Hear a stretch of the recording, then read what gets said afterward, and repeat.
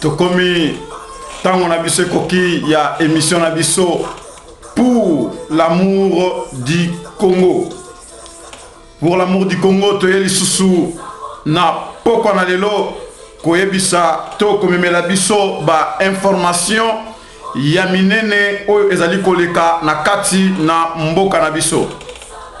Toyebi biso nyonso malamu émission na biso pour l'amour du Congo etambusamaka na moko oyo azali serviteur Nabino, son excellence, l'ambassadeur de Jésus-Christ auprès des nations, Jules Rabi. Émission Nabiso Alelo, pourquoi nous avons intitulé notre émission pour l'amour du Congo? Nous savons tous dans la Bible, dans le livre de Ésaïe, chapitre 62, là où l'Éternel a vu que le peuple d'Israël ou le peuple de Sion, tellement il passait dans le moment de souffrance, l'Éternel Dieu prend maintenant l'engagement de dire « Je descendrai pour sauver mon peuple ». Et voici un message dont l'Éternel adressa à Sion. Il dira « Pour l'amour de Sion, je ne mettrai point. Pour l'amour de Jérusalem, je ne prendrai point du repos. » C'est de même aussi son excellence l'ambassadeur de Jésus-Christ auprès des nations. Il dira pour l'amour du Congo que j'ai dans mon cœur, je ne me tairai point. Pour l'amour du Congo que j'ai dans mon cœur, je ne me fatiguerai jamais. Merci. Ezali lokola na basai na nzambe ya minene oyo bazali kotambusama na déontologie ministérielle pe na kati na bitumba na biso lokola pasteur Pascal sans rival. Lui il nous a dit dans ses émissions, il nous dira Pascal, son rival, allez toquer. Et toquer, wana sikonde nazali kobenga, peuple congolais dans l'ensemble, de partout où nous sommes. Nous devons prendre Nengende Konabiso Nani sans rival, pasteur sans rival, l'homme de grande déontologie dans les combats. Et c'est un homme à beaucoup du respect à donner, de donner beaucoup du respect. L'homme de son rival. Na kati Afrique du Sud, na pesi bino nyonso kuna mbote ebele. Na pesi pe mbote na ngai na ba combattants de partout le monde et sika tozali nzambe na kokamwa apambola biso. Lolenge moko na kati na émission na biso pour l'amour du Congo. Moi aussi, je dirais à tout notre peuple congolais, à nous tous, pour l'amour du Congo, on ne se fatiguera jamais. Pour l'amour du Congo, on ne prendra jamais du repos. Allez toquer, comme on dit notre pasteur sans rival Pascal Bankole. Et lelo émission nabiso pour l'amour du Congo, Tinanango Ezali Nini. Nakanisi de partout le monde, de Sika ba combattant Bazali, peuple congolais de partout et Sika Tozali. Toyebi situation nini ezali koleka na kati na mboka na biso actuellement. Continuons entre la vie et la mort, ou continuons il va bien, ou continuons mort. Ce sont des questions oyo zali qu'on s'est posé mikolo oyo. Plusieurs fois nazali kozwa ba téléphone ko uta de partout le monde, bato bazali ko benga batu na continuons est en vie ou continuons n'est pas en vie, ou continuons entre la vie et la mort, où il est dans le danger. Le long nakamisi à travers émission Nabiso, tokozwa certainement moi ma précision et nakoyebi sabino comment continuons à komaki na niveau ya sala AVC ezalaki dit à quoi selon ma source nangai, parce que jusqu'à présent en vrai sens et en vrai dire nous n'avons pas encore eu le temps de partager avec Koutino Fernando na hôpital et Sikazali na centre Nganda na kanisi bino na soboyebi azali kuna nanotozu dialogue moulaïté naye, mais je pense que avec le temps et toutes les clics j'ai toujours des informations et Sika ye azali. Mais nzambe na kokamwa ayoki ba prière ya bana na nzambe de partout et Sika tozali ayoki ba prière na biso. Premièrement, na koyebi sabino na butu oyo Koutino a salaki AVC ezalaki, je pense, babenga kingai avant asala AVC. Et Yemoko Koutino, j'ai parlé avec lui. avant ça la AVC, alalaki journée avant ça la AVC, azalaki très bien, avant d'aki na très bien, mais na boutou. Parce qu'il y a eu quelqu'un na katia clic na bango a bengingai. Et bi singa lobi na zoki ba menace par rapport ya émission o na salaki pona ale moloto batakin. Alors ba bi singa balobi nous allons encore frapper fort. Et Bokoyoka, le kola yo, parce qu'ils m'ont dit à moi, ceux qui oye qui chassent au Komona. Pe bazali ko continuer kosala biloko la bango oyo ba kosala. Pe mutako congolais mon côté à côté les mains pour empêcher bango na biloko oyo bango bazali kosala. Alors nazalaki na eba quitter ce qui menace wana tondenge ba yesa kinga balobi que okomona c'est dernier eloko oyo to kosala yo. Ngana kanisa ki ba kosala ngai ngamoko to bakoluka ndenge nini baluka ba exterminer to baboma voya son excellence ambassadeur de Jésus-Christ auprès des nations pour sensibiliser le sous peuple congolais et na putu nani kutino alalaki et pas apparemment selon ba source na ngai ndenge nazui ba message ndenge ba benga kinga ba bisingai na butu wana kutino azalaki ayeba kite ba pompaki matière moko na se ya porte na ye parce que nazalaki na prison plusieurs fois na yebi prison wana na yebi esika bachak kutino ndenge ezali et na se ba pompaki matière moko et matière wana mutu ekei et sali ba pulsion et faire avancer rapidement nini tango ye a respirer ki yango et faire avancer circulation ya sang makasi na kati ya corps na ye et bomoni lokola azali nini un peu place moko azotambolate abimakate alors matière wana ekei ko provoquer parce que ezali ba matière oyo ezali poison moko ba chaka yango na ndenge ya respiration par exemple baboy ko bomayo comme ça ba timbateli poison na ndenge ya respiration tant ko respirer alors et ko créer ba bile na kati ya sang et ce qui bile wana par exemple elle kubie na kati ya mutu et zui espace moko na kati ya mutu alors et ko créer le ou bien crise soit les qui na motema et créer le crise cardiaque donc ça dit arrêt du cœur mais ce que je par exemple la mutu et ko ki ko tika ba espace alors à ce moment là est provoqué au babengaka AVC donc na butu wana ba tchela ki kutino nini ba pompela ki yango ye azalaki na kati ya kolala parce que c'est un peu difficile pour kota na chambre sika zalaka alors na tongo tanga la muki azalaki na ye na tongo ya jour o elandaki avant akende na poko sala AVC azalaki bien mais ayeba kite biso na kata ba source na biso bandeko na biso oyo bazali ko travailler kuna nde babenga ki balobi que non tala likambo ezali boyebo donc nazali ko annoncer bino kutino pe nani kutino azali na voix o bazali ko linga tanambe azali ko linga alo a éliminer pe lisusu nazali ko annoncer bino même nani Denis Lessi bazali pe ko sala par tous les moyens pour na ba assassiner le frère Denis Lessi mais problème sali nini AVC ya Kutino. Mais gloire à Dieu. Pourquoi? Parce que tant à sali AVC, à sali en directement tant à quoi respiration nzambe à sali que à garder ba gaz wanate na kati ya ba poumon na ye. Nzambe a sali que ebima et que abimisi yango le plus vite que possible pour danger ezalate. Yangwana nzoto na et accepta ki yangote et puis et faire piquer AVC aye au sala AVC mais gloire à Dieu nzambe na ba prière ya peuple congolais de partout le monde et sikatozali nzambe ayoki bino pe a bikisie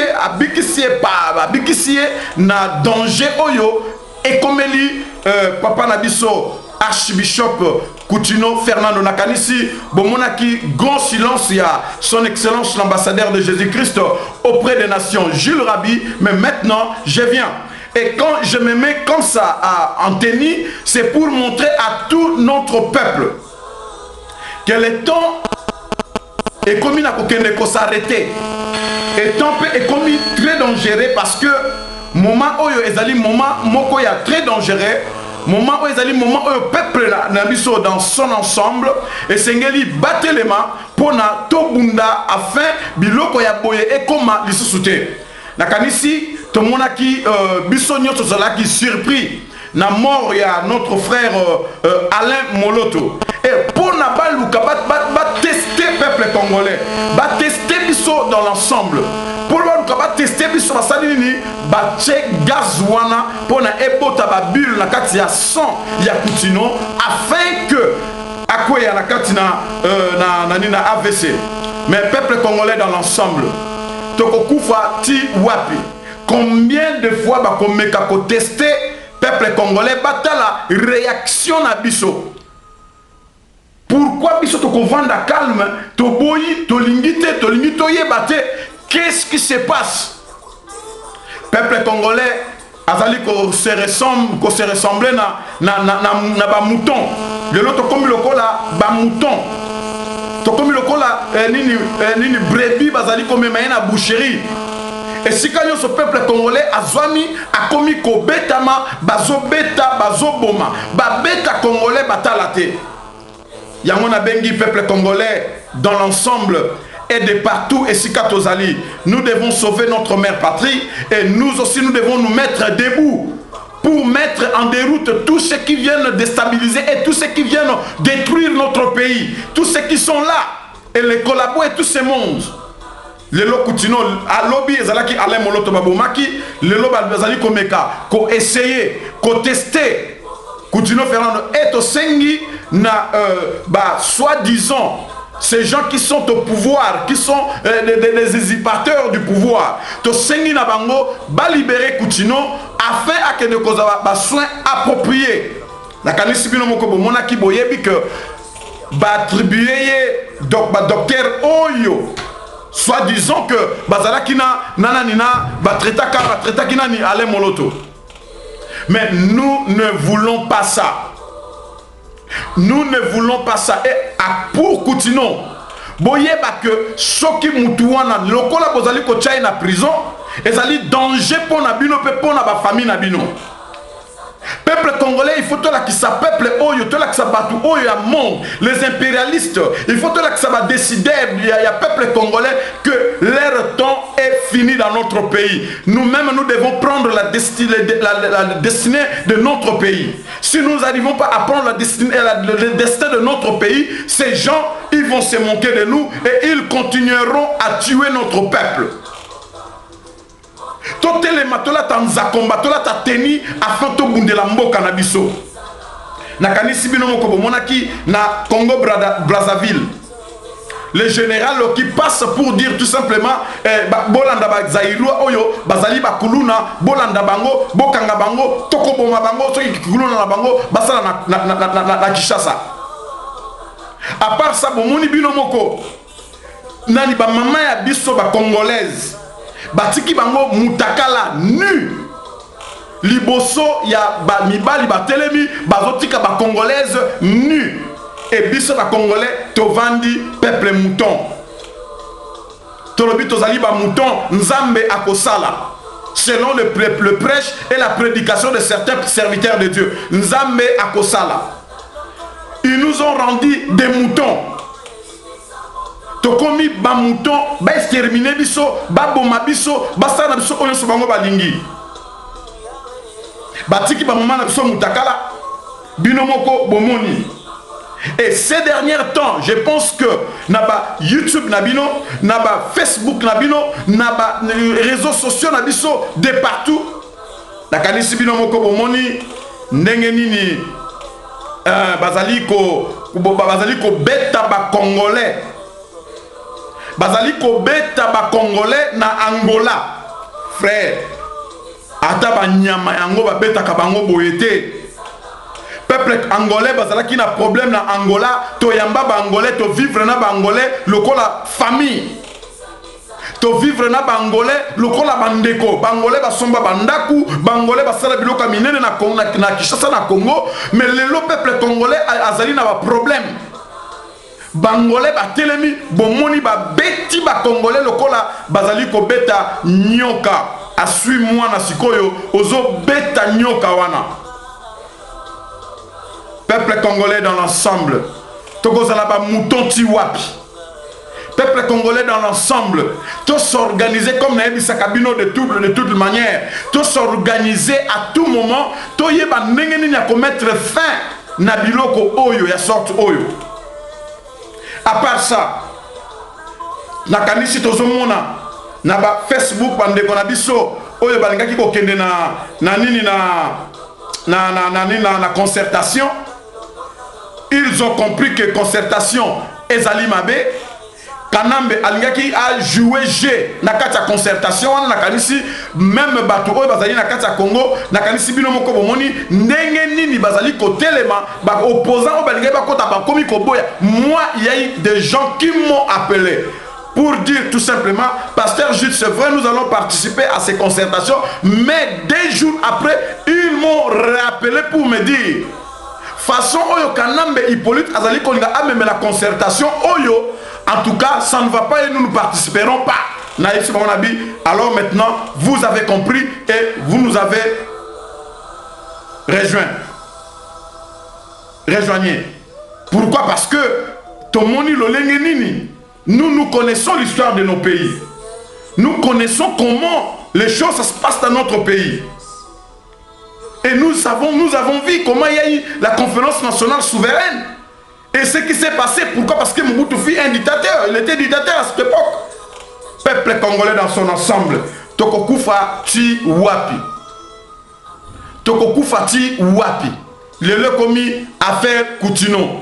Alors, attendons maintenant, Coutinho va mourir et que nous allons faire des grandes manifestations. Coutinho va mourir, nous allons maintenant faire... Mais c'est le moment de se lever. C'est le moment de dire non à toutes ces choses. Dieu Mindonga là en prison, alors maintenant on attend que ces gens-là meurent. Peuple congolais, mettons-nous en tenue. Mettons-nous en tenue et prenons des armes. Toke ne ko sauver mère patrie na biso. Mutasimbi arme ba bengana kaye na arme. Mutasimbi arme ba kanga kaye kaka na bato bazana ba arme. Soki yo ozangi arme kuzala difficile. C'est pourquoi j'appelle mon peuple à se défendre. Je ne dis pas de tuer des étrangers ou de tuer des innocents, mais à se défendre. Nous avons droit de se défendre. Tout un peuple, quand il y a un danger, vous devez vous défendre. Nous devons nous défendre. C'est très important. Pourquoi on n'arrive pas à se défendre? Na Angola bazali ko beta ba Congolais. Babomi babuki loboko bino moko bomoni. Émission Nabiso pour l'amour du Congo. Ce n'est pas une émission de polémique, mais c'est pour réveiller des consciences. Ce n'est pas une émission de polémique, mais c'est pour réveiller l'intellect, l'intelligence de notre peuple, le courage de notre peuple. Tant que vous allez danser, Zaïro a toi danser, des fois, mes peuples, voici le temps maintenant.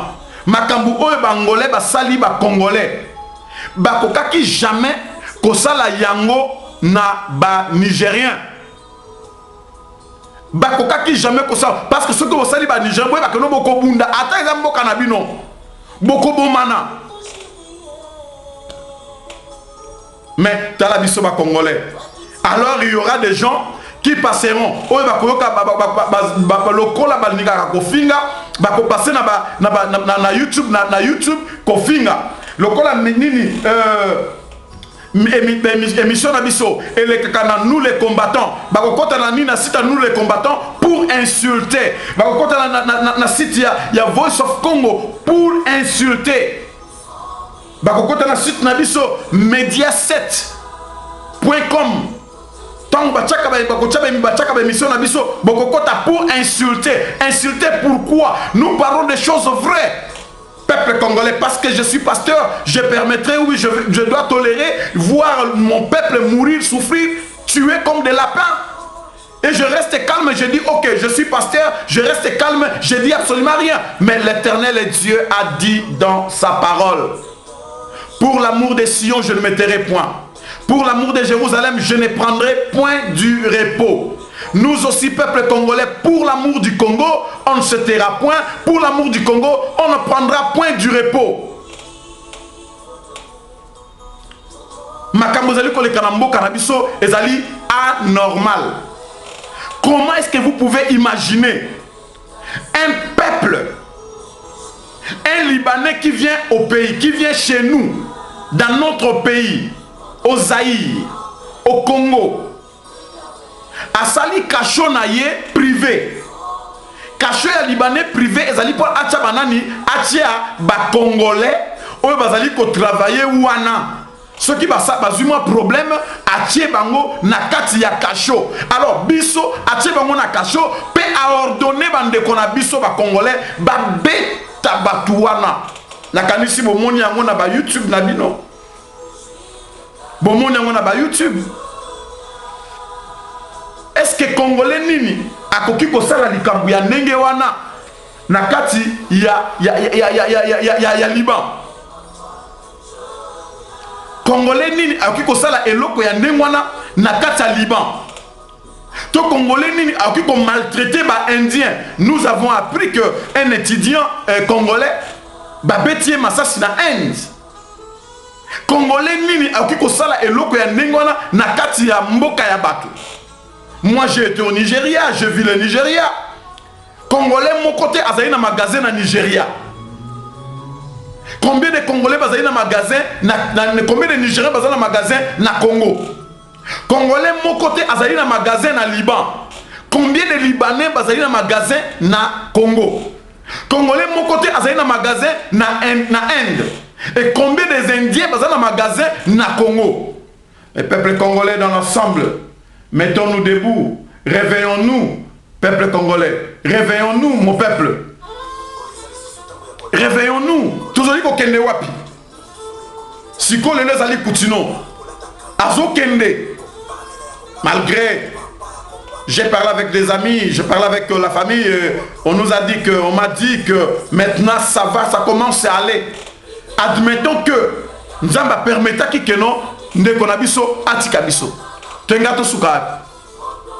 Tenga ko suka wapi na ba Rwandais. Naba collabo nos frères tomoni libanais azana kasho privé achaka ba congolais et batu ba beta ka ba congolais ba ninga na bango, ce sont eux-mêmes des congolais. Bolanda vidéo wana pe alobi très bien.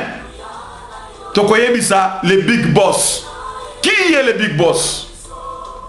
Qui est le big boss? Oh le bino bozo faire souffrir peuple. Pe big boss na bino akoyeba. Ezali, c'est regrettable. C'est pourquoi de notre émission pour l'amour du Congo, il y a l'élo. Et les gars est réveillé, peuple congolais. Toyeba que moi, poison oyo, continuons à respirer qui oyo écrit à vitesse. Il y a vaisseau sanguin, il y a un monde écrit vitesse et ça liba bulle. Nakati et gloire à Dieu parce que ces bulles-là n'ont pas monté dans le cerveau pour que ceux qui au moni sont AVC et matin cerveau ça donne paralysie et puis au Bossani Maloba tout consomme mais gloire à Dieu parce que petit à petit Archbishop Coutinho Fernando Mwana Nzambe Congolais qui combat pour son pays et qui a dit tout simplement sauvons le Congo. Bah, vrai homme de Dieu. Oyo bazali ko bundela Congo. Bazali Nzambe azali ko pesa bango un mot pour encourager le peuple. Par exemple, mon premier Coutinho Fernando, Nzambe ebisi alobi créer ces choses, sauvons le Congo. Il a parlé de sauver le Congo. Sauvons le Congo. Pascal sans rival. Na Afrique du Sud. Alors, le peuple congolais allait toquer. Donc, cela veut dire c'est le temps maintenant de se lever. Il y a aucun de Kobunda. Et son excellence, l'ambassadeur de Jésus-Christ auprès des nations, Jules Rabi, avec la vision de Dieu, il vous parle de la part de l'Éternel pour l'amour du Congo. Tozali na ba cible, nengenzamba zali ko guider biso, peuple congolais sengeli atelema. Alors, tu es ça, peuple congolais, tout pasteur, tozela, nan kanambe abomi, kanambe abandi ko sakana na corps du Christ. Kanambe a sakani na corps du Christ.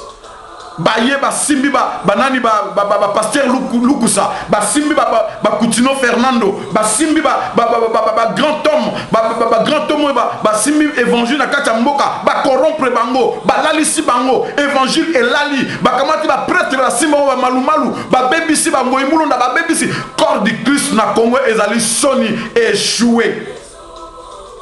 Pona nini ole batala peuple mais batali mbongo. Batali oyo Satan tant à se présenter que pas ya Yesu tant amone que Yesu azali na nzalabi zwa lipa fuka melangai. Alors les serviteurs de Dieu congolais va préférer lipa pour ba fuka mela Satan le diable Kanambe Hippolyte.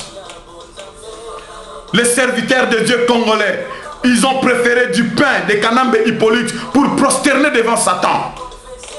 Pour va trahir peuple na bango, va trahir nation na bango. C'est la honte, mais peuple congolais, oh Jean-Pascal Sandival Alobi, allez toquer avec vous. Totalement.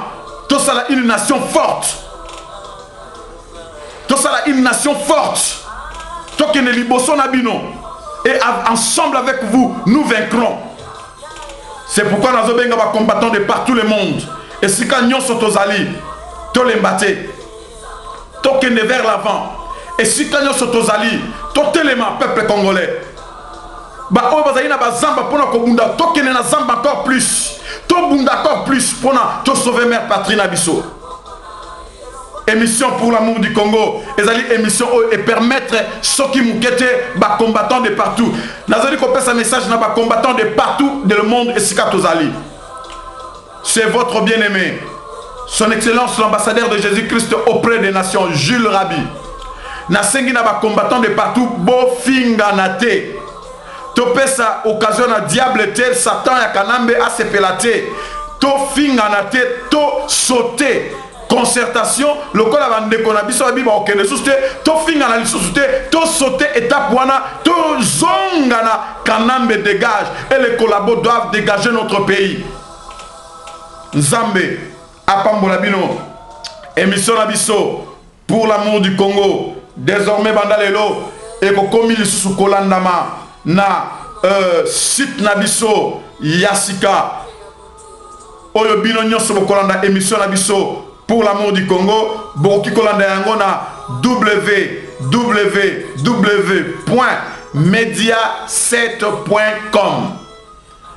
na répéter émission nabiso pour l'amour du Congo et komanda kolanda malisusu na site nabiso www.media7.com. Nande kolabiso Foshino Tumba. Yepe atelemi pona ko combattre pona ko bunda pona mboka na ye. Pe ko pesa biso ba image pe ba information juste vrai. Le kola ba chaîne na biso ya nous les combattants. Nenge pesa kabiso avec Anderson pe Voice of Congo. Pe na bengi ba combattants de partout le monde. Au image de Jules Rabi, image pour l'amour du Congo, Bo Panzaka, information na biso autopé sakana YouTube. Il y a Jules Rabi, au Bobeti, Jules Rabi na YouTube, beaucoup toutes nos informations et toutes nos émissions, beaucoup de s'abonner pour la bonne émission na biso, pour partager pour la moussa, peuple na biso congolais dans l'ensemble. Mbote langana ba combattants de partout le monde et sika tozali. Pour ne pas oublier Maman Nangai Ani Mabala Yimoko ya pour l'amour du Congo. Azalaka toujours wana pour na kopesa ba conseil pe pour na ko luka bonne marche ya pour l'amour du Congo. À tout moment quand on insulte son excellence l'ambassadeur de Jésus-Christ auprès des nations, merci parce que Azalaka toujours pour na ko papa, ce n'est pas le temps de répondre. Et attends ton temps de répondre, tu répondras. Et le peuple congolais, nous avons besoin de ce que toi tu as. Ça me donne beaucoup du courage. ainsi aussi dans les combattants Oyo Bolinga Kamingi, l'homme à la barbe Ficho Bangu. Courage Nangaina, pasteur Pascal sans rival. Nzamba Batelabino et Bissonio Soba combattant, Nzambe Apambola, Penzamba Zanabiso, Penatiki, président Nabiso, Etienne, Tshisekedi, Wamulumba, Nzambe Apambola, P. Abatelaye. Ezalaki na voix, il y a son excellence, Jules Rabi, Ingeta.